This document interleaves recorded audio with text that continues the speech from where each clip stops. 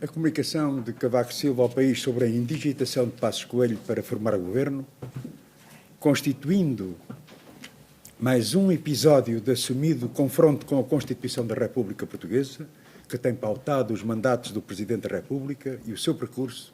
merece a mais viva condenação.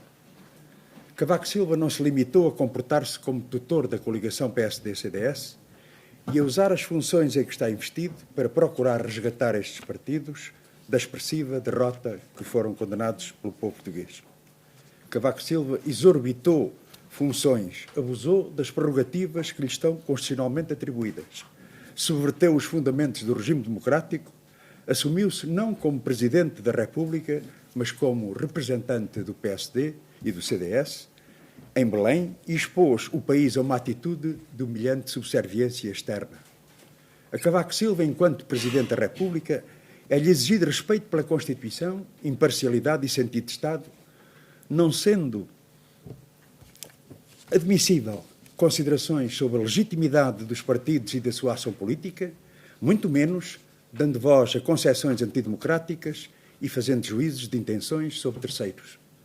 É intolerável que Cavaco Silva ouse limitar a partir das funções que lhe estão confiadas quem pode ou não pode exercer funções e responsabilidades governativas. É intolerável que Cavaco Silva pretenda impor opções políticas e soluções governativas em função dos interesses ao serviço dos quais se coloca e em confronto com o quadro constitucional que está obrigado a respeitar. É intolerável que Cavaco Silva se assuma não como garante da soberania e independência nacionais, mas sim como procurador dos mercados financeiros, dos especuladores, dos interesses do capital transnacional. É intolerável que Cavaco Silva insinue, como enfaticamente insinuou, uma atitude de pressão e chantagem sobre os deputados e as opções que devem assumir. Neste quadro, e perante a decisão agora anunciada, o Presidente da República torna-se responsável pela atitude de confronto com a Constituição e pela instabilidade que gera e pelas consequências políticas e institucionais dela decorrentes.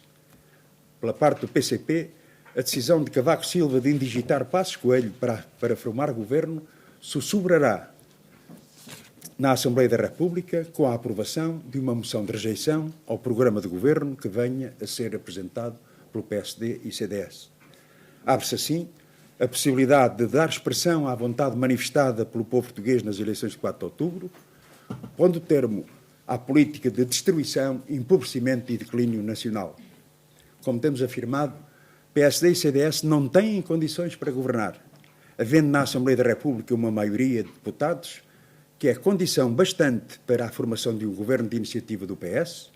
que permita a apresentação do programa, a sua entrada em funções e a adoção de uma política que assegure uma solução duradoura. O PCP reafirma